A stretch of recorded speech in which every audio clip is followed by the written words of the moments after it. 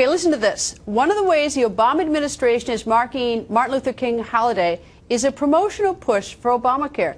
HHS Secretary Sebelius issued a statement urging people to sign up as we, quote, celebrate the inspirational life of Dr. King. A New York City pastor calling that push insulting to Martin Luther King Jr.'s memory. Reverend Michael Faulkner joins us. Good evening, sir. Good evening, Greta. It's always a pleasure to be with you.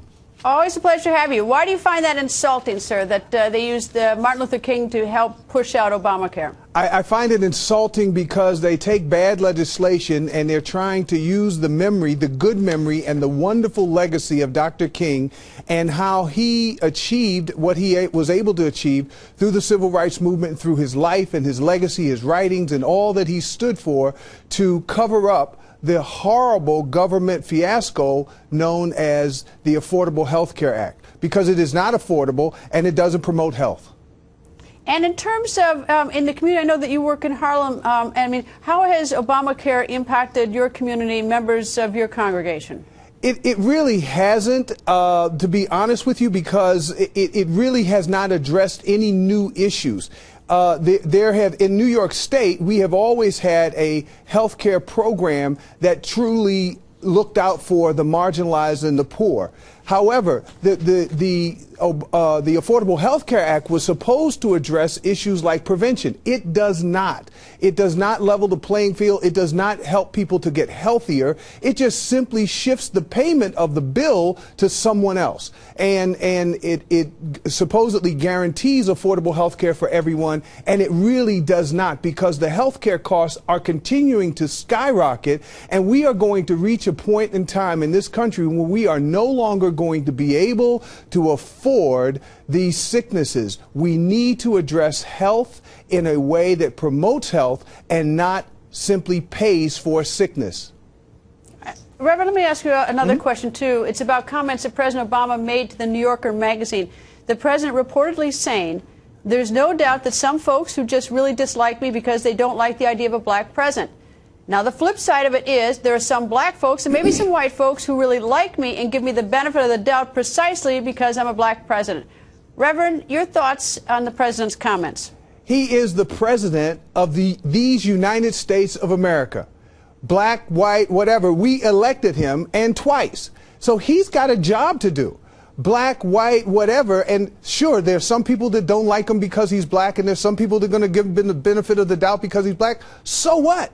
Do your job, Mr. President. We elected you to do a job. We didn't elect you because you were black. We elected you because the majority of Americans believed that the content of your character was beyond the color of your skin. And now for you to bring up skin color in this day and age, I've been black all my life. I've been dealing with that all my life. We do that. That is what we do. We have to be comfortable in who we are.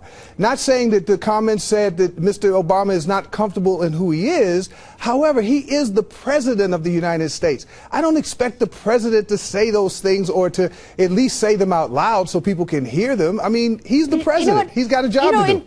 In listening to it, though, I sort of thought, that he was sort of thinking out loud in the sense, if there were a woman president, I think a woman would say that women vote for me, a lot of women vote for me because I'm a woman, and a lot of people don't like me because I'm a woman. I mean, I'm not so sure he wasn't just sort of talking about the different, sort of realities of how people vote. And you could substitute black for woman or for anything. I'm the woman who's not critical. I mean, I'm one of the few who isn't critical about him in today's discussion on this. Well, I mean, that certainly could be the context of it, Greta. And certainly I don't think that he was, necessarily crying in his Cheerios about about what was going on. But I do think it is important for us to focus, for him to focus on the fact that Americans right now are expecting him to get himself together, get that administration together, and move us forward as a nation.